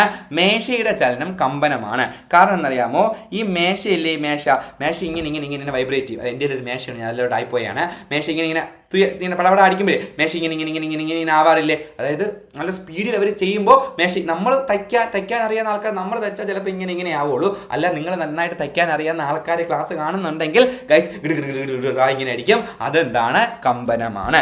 ഇനി അതിനുശേഷം ഒന്നും കൂടി ഉണ്ടല്ലോ, ചക്രങ്ങളുടെ ചലനം ഭ്രമണം. ഇവിടെയുള്ള ചക്രങ്ങളില്ലേ, ഈ ചക്രങ്ങൾ കറങ്ങുന്നത് ചക്രത്തിന്റെ സ്വന്തം ആക്സിസിനെ ഡിപ്പെൻഡ് ചെയ്താണ് ചക്രങ്ങൾ എന്ത് ചെയ്യുന്നത്? കറങ്ങുന്നത്. നോർമലി ചക്രങ്ങളുടെ ചലനം ചോദിക്കുമ്പോൾ ഭ്രമണമായിരിക്കും. ക്ലിയർ? കാരണം ചക്രങ്ങൾ അവന്റെ തന്നെ ഒരു പോയിന്റ് ഡിപ്പെൻഡ് ചെയ്താണ് എന്ത് ചെയ്യുന്നത്? കറങ്ങുന്നത്. ഇനി ഈ പേന ഇങ്ങനെ ചലിക്കുകയല്ലേ, ഈ പേനയുടെ ചലനം എന്താണ്? ഇപ്പോൾ പേനയുടെ ചലനം ഭ്രമണമാണ് അല്ലേ? കാരണം പേനയുടെ ടിപ്പിൽ നിന്നാണ് എന്ത് ചെയ്യുന്നത്? കറങ്ങുന്നത്. അക്ഷം പേനയുടെ ടിപ്പാണ്. ആ അക്ഷം പേനയിൽ തന്നെയാണുള്ളത്. PSC ചോദിക്കും, പെൻസിൽ മറ്റേ കട്ടർ ഷാർപ്പറിൽ വെച്ച് മുന കൂട്ടുന്നത് അല്ലെങ്കിൽ ഷാർപ്പ് ചെയ്യുന്നത് ഏതാണെന്ന് ചോദിക്കും. സോ അവിടെ നിങ്ങൾ മനസ്സിലാക്കിയടാ, ഞാൻ ഈ പേന പല കുട്ടികളും അത് പരിക്രമണമെന്ന് എഴുതി വയ്ക്കും. അല്ല, ഭ്രമണമാണ്. കാരണം ഈ പേനയുടെ ഈ ടിപ്പിൽ നിന്നാണ് ഇതിപ്പോൾ കറങ്ങിക്കൊണ്ടിരിക്കുന്നത്. ഇതേപോലെ ഞാൻ ഒരു പെൻസിൽ എടുത്ത് വെച്ചാൽ ആ പെൻസിലും എൻ്റെ കൈയുടെ ടിപ്പിൽ നിന്ന് കറങ്ങും. ഞാൻ ഇതിങ്ങനെ മൂടി വെച്ചിട്ട് കറക്കുകയാണെന്ന് വിചാരിക്കുക. അപ്പോഴും ഞാനിങ്ങനെ മൂടി വയ്ക്കുമ്പോഴും ഇതെന്താണ് നടക്കുന്നത്? ഇതേ ടിപ്പിൽ നിന്നല്ലേ കറങ്ങുന്നത്. സോ അപ്പോഴും ഇതെന്താണ്? ഭ്രമണമാണ്. ഞാൻ മൂടി വെച്ചെന്നല്ലേ ഉള്ളൂ. അതേപോലെയാണ് ഷാർപ്പണർ. അതിൻ്റെ അകത്ത് ചെന്ന് കുത്തി നിന്നിട്ടേ ആ പെൻസിലിൻ്റെ അക്ഷത്തിൽ നിന്നാണ് എന്ത് ചെയ്യുന്നത്? കറങ്ങുന്നത്. സോ പെൻസിൽ ഷാർപ്പണിങ് ചെയ്യുമ്പോൾ പെൻസിലിൻ്റെ ചലനം ഏതുതരം ചലനമാണ്? അത് ഭ്രമണമാണ്. ക്ലിയർ ആണേ നിങ്ങൾക്ക്? ശരി, അങ്ങനെയാണെന്നുണ്ടെങ്കിൽ ബാക്കിയുള്ളതിലോട്ട് പോവാടാ. സോ ഒന്നുമില്ല, ഇതൊക്കെ ഞാൻ പറഞ്ഞ കാര്യങ്ങൾ പിന്നെയും ഇവിടെ എടുത്തും അങ്ങോട്ടും തിരിച്ചു വെച്ചിരിക്കണമെന്നേ ഉള്ളൂ. PDF വായിച്ചാൽ മതി. നമുക്ക് ഈ ചാപ്റ്റർ വളരെ എളുപ്പമാണ്. എളുപ്പമല്ലാത്ത ചാപ്റ്റർ ചലന സമവാക്യവും ചലന നിയമവുമാണ്. അവിടെ എത്തുമ്പോൾ കിളിവാറും. സോ ഇനി നമുക്ക് ഈ ടോപ്പിക്കിൽ പാൽചക്രങ്ങൾ എന്നൊരു സ്ഥലത്താണ് പോകാൻ വേണ്ടിയുള്ളത്. ഒന്നുമില്ല, പാൽചക്രങ്ങൾ എന്ന് പറയുമ്പോൾ ഇതാണ് പാൽചക്രം. നമ്മുടെ കളിപ്പാട്ടത്തിലൊക്കെ ഉള്ള സാധനം ഇല്ലേടാ, അതിനെയാണ് നമ്മൾ പാൽചക്രങ്ങൾ എന്ന് എന്ത് ചെയ്യുന്നത് പറയും. നമ്മളെ വാച്ചിൻ്റെ അകത്തൊക്കെ ഉണ്ട്, നടക്കുന്നു വാച്ചിൻ്റെ അകത്തൊക്കെ ഉണ്ട്. ഈ ഒരു മെക്കാനിസത്തെ വിളിക്കുന്ന പേരാണ് പാൽചക്രങ്ങൾ. അടുപ്പ് കുപ്പികളുടെ നേരിയ കണ്ട ഇത് വേണ്ട, ഇതിൻ്റെ ആവശ്യമില്ല. ജസ്റ്റ് പാൽചക്രങ്ങൾ എന്താണെന്ന് വെച്ചാൽ ഇങ്ങനെയുള്ള ഈ ചക്രങ്ങൾ, ഇതിനെ വിളിക്കുന്ന പേരാണ് എന്ത്? പാൽചക്രങ്ങൾ. ചുമ്മാ ഇവിടെ ഒരു എക്സ്പെരിമെന്റ് പറയുന്നുണ്ട്, അതിനെപ്പറ്റിയാണ് എന്ത് ചെയ്യുന്നത് പറയുന്നത്, വേറെ കേസൊന്നുമില്ല. ശരി, അങ്ങനെയാണെങ്കിൽ നിങ്ങൾ ഈ ഫോട്ടോസ് എന്ത് ചെയ്യുക, നോക്കി വയ്ക്കുക. വാച്ചിൻ്റെ അകത്തുണ്ട്, കളിപ്പാട്ടങ്ങൾക്കകത്തുണ്ട്, പിന്നെ നമ്മൾ ഈ റബ്ബർ ഷീറ്റൊക്കെ അടിക്കൂലേ ആ മെഷീൻ, ഇത് റബ്ബർ ഷീറ്റൊക്കെ അടിക്കുന്ന മെഷീനാണ്. അതിൻ്റെ അകത്തും എന്തുണ്ട്? ഈ നമ്മുടെ പാൽചക്രങ്ങൾ ഉണ്ട്. ശരി, അങ്ങനെയാണെങ്കിൽ ഇത്രയുമാണ് നമുക്കിവിടെ ഏത് വച്ച് പഠിക്കേണ്ടത്? നമ്മുടെ ഒന്നാമത്തെ ചാപ്റ്ററായ ഏത് ചാപ്റ്റർ? ചലനത്തിനോടൊപ്പം എന്ന ചാപ്റ്ററിൽ നമുക്ക് പഠിക്കാൻ വേണ്ടിയുള്ളത്. അപ്പോൾ ചലനത്തിനോടൊപ്പം എന്ന ചാപ്റ്ററിൽ നമുക്ക് സിമ്പിൾ കാര്യങ്ങളാണ്. അതുകൊണ്ടാണ് ഞാൻ സ്പീഡിൽ എന്ത് ചെയ്തത് പറഞ്ഞു പോയത്. ഇപ്പം തന്നെ സമയം അരമണിക്കൂറായി. നിങ്ങളിൽ ആൾമോസ്റ്റ് ആൾക്കാർ ചിലപ്പോൾ സ്കിപ്പ് അടിച്ച് പോയിട്ടുണ്ടായിരിക്കും, അല്ലാതെ കാണുന്നവരുണ്ടായിരിക്കും. കാണുന്നവരോട് ഉറപ്പായിട്ടും ഫുള്ള് കാണുക, മാർക്ക് കിട്ടും, 100% ഉറപ്പാണ്. അടുത്ത നമുക്ക് പഠിക്കാൻ വേണ്ടിയുള്ളത് 8ാം ക്ലാസ്സിലെ ചലനമാണ്. 8ാം ക്ലാസ്സിലെ ചലനം നമ്മളിപ്പം പഠിച്ചില്ലേ, ചലനത്തിനൊപ്പം. അത് പഴയ 6ാം ക്ലാസ്സിലെ ചാപ്റ്റർ ആയിരുന്നു. അത് കുറച്ചും കൂടെ അപ്ഡേറ്റ് ആയിട്ടാണ് ചലനവും ബലവും എന്നും പറഞ്ഞുകൊണ്ട് ഈ പുതിയ 8ാം ക്ലാസ്സിൽ എന്ത് ചെയ്തിരിക്കുന്നത് വന്നിരിക്കുന്നത്. കണ്ടോ, അതും തുടങ്ങുന്നത് ഒരു ക്ലാസ് റൂമിൽ നിന്നാണ്. ക്ലിയർ? സോ അപ്പോൾ ഇവിടെ എന്തൊക്കെയാണ് പറയുന്നതെന്ന് വെച്ചാൽ ഈ ചാപ്റ്ററിന്റെ പകുതിയെ നമുക്കിവിടെ പഠിക്കാവുള്ളൂ. ബാക്കി പകുതി നമ്മൾ ബലത്തിലാണ് പഠിക്കുന്നത്. കാരണം പകുതി ചലനവും പകുതി എന്തുമാണ്? ബലവുമാണ്. സോ ഇവിടെ എന്താണ് പറയുന്നത്? ഫസ്റ്റ് നമുക്ക് വേണ്ട പോയിന്റ് ആണ്, ചുറ്റുപാടുകളെ അപേക്ഷിച്ച് സ്ഥാനം മാറുന്ന ചലനാവസ്ഥയിലും ചുറ്റുപാടുകളെ അപേക്ഷിച്ച് സ്ഥാനം മാറുന്നവ ചലനാവസ്ഥയിലും സ്ഥാനം മാറാത്തവ നിശ്ചലാവസ്ഥയിലും ആയിട്ടാണ് പരിഗണിക്കാറുള്ളത്. എന്ന് വെച്ചാൽ ഞാൻ ആൾറെഡി പറഞ്ഞില്ലേ, ചുറ്റുപാടുകളെ അപേക്ഷിച്ച് സ്ഥാനം മാറിയാൽ ചലനം ഉണ്ടായി, ചുറ്റുപാടുകളെ അപേക്ഷിച്ച് സ്ഥാനം മാറിയില്ലെങ്കിൽ എന്തുണ്ടായില്ല? ചലനം ഉണ്ടായില്ല. അത്രയേ ഉള്ളൂ പരിപാടി. അതിനുശേഷം നോക്ക്, ഒരു വസ്തുവിന്റെ ചലനാവസ്ഥയെയോ നിശ്ചലാവസ്ഥയോ നിർണ്ണയിക്കുന്നതിന് അടിസ്ഥാനമാക്കുന്ന വസ്തുക്കളാണ് അവലംബക വസ്തുക്കൾ. സിമ്പിൾ അല്ലേ? ചുറ്റുപാടിനെ വിളിക്കുന്ന പേരാണ് അവലംബക വസ്തുക്കൾ. എന്തിനെ അപേക്ഷിച്ചാണോ ചലനം പറയുന്നത് അതാണ് അവലംബക വസ്തു. ആ ചുറ്റുപാടിനെ അപേക്ഷിച്ച് അഥവാ അവലംബക വസ്തുവിനെ അപേക്ഷിച്ച് സ്ഥാനം മാറിയാൽ അവിടെ എന്തുണ്ടായി? ചലനം ഉണ്ടായി. സ്ഥാനം മാറിയില്ലെങ്കിൽ അവിടെ എന്തുണ്ടായില്ല? ചലനം ഉണ്ടായില്ല. ക്ലിയർ ആയോ നിങ്ങൾക്ക്? ശരി, അങ്ങനെയാണെന്നുണ്ടെങ്കിൽ അടുത്ത് ദൂരം എന്തെന്നാണ് ഈ ചാപ്റ്ററിൽ ഇതിൽ പറയുന്നത്. എന്താണ് ദൂരം? ഒരു വസ്തു സഞ്ചരിച്ച പാതയുടെ ആകെ നീളമാണ് ദൂരം അല്ലേ? ഞാൻ നിങ്ങൾക്ക് അത് എക്സാമ്പിൾ ഉൾപ്പെടെ പറഞ്ഞു തന്നെയല്ലേ. ദാ ഇവിടെ ഒരു പോയിന്റ്, അതുപോലെ ഇവിടെ ഒരു പോയിന്റ്, ഇവിടെ നിന്ന് ഇങ്ങോട്ട് ഞാൻ ഇങ്ങനെയാണ് വന്നതെന്ന് വിചാരിക്കുക. നമ്മൾ സഞ്ചരിച്ച പാതാ ദൈർഘ്യം, സഞ്ചരിച്ച പാതയുടെ ആകെ നീളത്തെ വിളിക്കുന്ന പേരാണ് ദൂരം. എന്നാൽ ആദ്യ സ്ഥാനം മുതൽ അന്ത്യസ്ഥാനം വരെയുള്ള കുറഞ്ഞ അകലത്തെ നമ്മൾ വിളിക്കുന്ന പേരാണ് സ്ഥാനാന്തരം. ഓർമ്മയുണ്ടല്ലോ നിങ്ങൾക്ക്? ഓർമ്മയുണ്ടല്ലോ. ശരി, അങ്ങനെയാണ് എന്നുണ്ടെങ്കിൽ ഈ ദൂരം, വാഹനങ്ങളിൽ ദൂരം അളക്കുന്ന ഉപകരണമാണ് ഓഡോമീറ്റർ. എന്താണ് ഓഡോമീറ്റർ? ചോദിക്കേ, വാഹനങ്ങളിൽ സഞ്ചരിച്ച ദൂരം കണക്കാക്കാൻ ഉപയോഗിക്കുന്ന ഉപകരണമാണ് എന്തെന്ന് പറയുന്നത്? ഓഡോമീറ്റർ. സിമ്പിൾ പോയിന്റ് ആയതുകൊണ്ടാണ് ഞാൻ പറഞ്ഞു പോകുന്നത്. ഇതൊക്കെ നമ്മൾ പഠിച്ചതാണ്. അടുത്ത് അങ്ങനെയാണ് എന്നുണ്ടെങ്കിൽ നമുക്കിനി വേണ്ടത് എന്താണ്? വേഗം. യൂണിറ്റ് സമയം കൊണ്ട് ഒരു വസ്തു സഞ്ചരിച്ച ദൂരമാണ് വേഗം അഥവാ വേഗത അല്ലേ? വേഗതയുടെ യൂണിറ്റ് എന്താണ്? Metre per second. വേഗത നമുക്ക് എങ്ങനെ കണ്ടുപിടിക്കാം? എന്താണ്? വേഗത is equal to speed is equal to distance by time. ഡിസ്റ്റൻസിന്റെ യൂണിറ്റ് മീറ്റർ ആണ്, സമയത്തിന്റെ സെക്കൻഡ് ആണ്, യൂണിറ്റ് എന്താണ് മീറ്റർ പെർ സെക്കൻഡ് ആണ്. ശരി, അങ്ങനെയാണെങ്കിൽ നമുക്ക് കിലോമീറ്റർ പെർ അവറിൽ തന്ന വളരെ ഇമ്പോർട്ടന്റ് സാധനമാണ്. ഒരു സാധനത്തെ കിലോമീറ്റർ പെർ അവറിൽ തന്നാൽ നമ്മൾ അതിനെ എങ്ങനെ മീറ്റർ പെർ സെക്കൻഡിലോട്ടാക്കും? അതിനെ ഇൻറ്റു 5/18 കൊണ്ട് ചെയ്താൽ മതി. ഇൻറ്റു 5/18. ഇവിടെ നിങ്ങൾ എപ്പോഴും ആലോചിക്കേണ്ട കേസ്, PSC ഒരു കണക്ക് തരുമ്പോൾ കിലോമീറ്റർ പെർ അവറിലാണ് തരുന്നതെങ്കിൽ ആൾമോസ്റ്റ് എപ്പോഴും അത് ഒരു 18ന്റെ ഗുണിതമായിരിക്കും. ഫോർ എക്സാമ്പിൾ 36, 72, 54, 90, 108 പോലുള്ള സംഖ്യകളായിരിക്കും. കാരണം ഇൻറ്റു 5/18 ചെയ്യുമ്പോൾ വെട്ടിക്കളഞ്ഞിട്ട് ഒറ്റയടിക്ക് എന്ത് ചെയ്യാൻ വേണ്ടിയാണ് അങ്ങനെ എപ്പോഴും PSC തരാറുള്ളത്. ക്ലിയർ? ഈ ടെക്സ്റ്റ് ബുക്കിലെയും കണക്കുകൾ അങ്ങനെ തന്നെയാണ്. ഓക്കെ അല്ലേ നിങ്ങൾക്ക്? ശരി, അങ്ങനെയാണെങ്കിൽ അടുത്തോട്ട് പോകാം. വാഹനങ്ങൾ സഞ്ചരിക്കുന്ന ദൂരം അളക്കാനാണ് ഓഡോമീറ്റർ എങ്കിൽ വാഹനങ്ങളുടെ വേഗം കണക്കാക്കാൻ ഉപയോഗിക്കുന്നതാണ് സ്പീഡോമീറ്റർ അല്ലേ? അപ്പോൾ സ്പീഡോമീറ്റർ എന്താണ്? സ്പീഡ്, വേഗത അളക്കാൻ. എന്നാൽ ദൂരം അളക്കാൻ ഉപയോഗിക്കുന്നതാണ് ഓഡോമീറ്റർ. ഓഡോമീറ്റർ ആയിരിക്കും ചോദിക്കുക. അടുത്ത സമവേഗവും അസമവേഗവും. സിമ്പിൾ അല്ലേ? തുല്യ സമയം കൊണ്ട് തുല്യ ദൂരം സഞ്ചരിക്കുന്നത് സമവേഗവും, തുല്യ സമയം കൊണ്ട് വ്യത്യസ്ത ദൂരം സഞ്ചരിക്കുന്നത് അസമവേഗവും ആണ്. ക്ലിയർ? പക്ക സിമ്പിൾ പോയിന്റ്. നോക്ക്, ഒരു വസ്തു തുല്യ സമയ ഇടവേളകളിൽ തുല്യ ദൂരം സഞ്ചരിക്കുകയാണെങ്കിൽ അത് സമവേഗത്തിലാണ് അല്ലേ? തുല്യ സമയം കൊണ്ട് തുല്യ ദൂരം എങ്കിൽ അത് സമവേഗം. നോക്ക്, അങ്ങനെയാണെന്നുണ്ടെങ്കിൽ സമവേഗത്തിന് എക്സാമ്പിൾ ആണ് സൂചി. നമ്മുടെ ക്ലോക്കിലെ സൂചിയുടെ ചലനം എന്താണ്? സമവേഗത്തിന് എക്സാമ്പിൾ ആണ്. ശ്രദ്ധിക്കുക, സമവേഗത്തിന് എക്സാമ്പിൾ ആണ്, സമപ്രവേഗത്തിന് എക്സാമ്പിൾ അല്ല. നമ്മൾ അതിനെപ്പറ്റി ഈ ചാപ്റ്ററിൽ സംസാരിക്കുന്നതേ ഇല്ല. അടുത്ത് എന്തുകൊണ്ട് ചലനം, നമുക്ക് എന്തുകൊണ്ടാണ് ചലനം ഉണ്ടാകുന്നത് എന്ന് ചിന്തിച്ചിട്ടുണ്ടോ? ഞാൻ പറഞ്ഞില്ലേ, ഒരു വസ്തു ഇരിക്കുകയാണെങ്കിൽ അതിലൊരു ബലം പ്രയോഗിക്കുമ്പോഴാണ് അവിടെ എന്തുണ്ടാകുന്നത്? ചലനം ഉണ്ടാകുന്നത്. ഇനി ബാക്കി അങ്ങോട്ട് പറയുന്നത് എന്തിനെ പറ്റിയാണ്? ബലത്തെ പറ്റിയാണ്. ബാക്കി പറയുന്നത് എന്തിനെ പറ്റിയാണ്? ബലത്തെ പറ്റിയാണ്. ആ നമുക്ക് ബലം എന്ന ക്ലാസ്സിൽ എന്ത് ചെയ്യാം? പഠിക്കാം. ക്ലിയർ ആയോ? അത് നമുക്ക് ബലം എന്ന ക്ലാസ്സിൽ പഠിക്കാടാ. സോ ചലനം ഇവിടം കൊണ്ട് എന്ത് ചെയ്യുകയാണ്? തീരുകയാണ്. ക്ലിയർ ആയോ നിങ്ങൾക്ക്? അപ്പം നമ്മൾ എന്തൊക്കെ പഠിച്ചു? സിമ്പിൾ ആയിട്ടുള്ള 2 ചാപ്റ്റേഴ്സാണ് ഞാനിപ്പോൾ പഠിപ്പിച്ചത്. നോക്ക്, ഞാൻ വളരെ സിമ്പിളായിട്ട് ഇങ്ങനെ പടപടപടാ പറഞ്ഞു പോയതിൻ്റെ കേസ് എന്താണ്? ഇത് 6ാം ക്ലാസ്സിലെ ഒരു ചാപ്റ്ററിൻ്റെ തന്നെ 2 ഡിവിഷൻസ് ആണ്. 6ലായിരുന്നു പണ്ടത്, പിന്നെ ഇപ്പോൾ അത് 8ലും കൂടി ആക്കി. അതായത് 6ൽ ഇപ്പോൾ ഇല്ല, പകരം 8ാം ക്ലാസ്സിലാക്കി. സോ ഞാൻ സിമ്പിളിയാണ് പറഞ്ഞു പോയത്. സോ അപ്പോൾ ഇന്ന് പറഞ്ഞ കാര്യങ്ങൾ നിങ്ങൾക്ക് മനസ്സിലായി എന്ന് ഞാൻ വിശ്വസിക്കുന്നു. ഇനി നമുക്ക് 2 ചാപ്റ്റേഴ്സ് കൂടി നോക്കാൻ വേണ്ടിയുണ്ട്. അതാണ് നമ്മുടെ ചാപ്റ്റേഴ്സ്. ഈ പറഞ്ഞ 2 സിമ്പിൾ കേസ്. നമുക്കിനി വേണ്ട 2 ചലന നിയമങ്ങൾ, ചലന സമവാക്യങ്ങൾ. അതും കൂടെ ഞാൻ ഈ വീഡിയോ തന്നെ ചെയ്ത് കഴിഞ്ഞ് കഴിഞ്ഞാൽ ഒരുപാട് ലെങ്തി ആയിപ്പോകും. എനിക്കത് പ്രശ്നമില്ല, പക്ഷെ നിങ്ങൾ SCRT ആയതുകൊണ്ട് നിങ്ങൾക്ക് എഴുതി പഠിച്ച് പോകാൻ വേണ്ടി ഞാനിതിവിടെ കട്ട് ചെയ്യേണ്ട. അടുത്ത പാർട്ടായിട്ട് ചലന നിയമങ്ങളും ചലന സമവാക്യങ്ങളും ഞാൻ എന്ത് ചെയ്യുന്നതായിരിക്കും. അത് ഉടനെ തന്നെ എന്താവും? അപ്ലോഡ് ആകും. അപ്പോൾ ഇതിൻ്റെ നോട്ട് വേണമെങ്കിൽ നിങ്ങൾ നമ്മുടെ ചാനലായ ഫിസിക് PSC എന്ന ടെലിഗ്രാം ചാനൽ ജോയിൻ ചെയ്യുക. അതിൻ്റെ അകത്ത് നോട്ട് ഉണ്ടായിരിക്കുന്നതായിരിക്കും. ഇനി അടുത്ത കേസ്, ആൾറെഡി ഈ ക്ലാസ് കാണുന്ന എന്നെ ഫോളോ ചെയ്യുന്ന ആൾക്കാരെല്ലാം ഈ ഗ്രൂപ്പിൻ്റെ അകത്ത് ഇപ്പോൾ ആക്റ്റീവായിട്ട് നിന്ന് കളിക്കുകയാണ് എന്നും എനിക്കറിയാം. സോ അപ്പോൾ നമുക്ക് അടുത്തൊരു ക്ലാസ്സിൽ കാണാം. Thank you.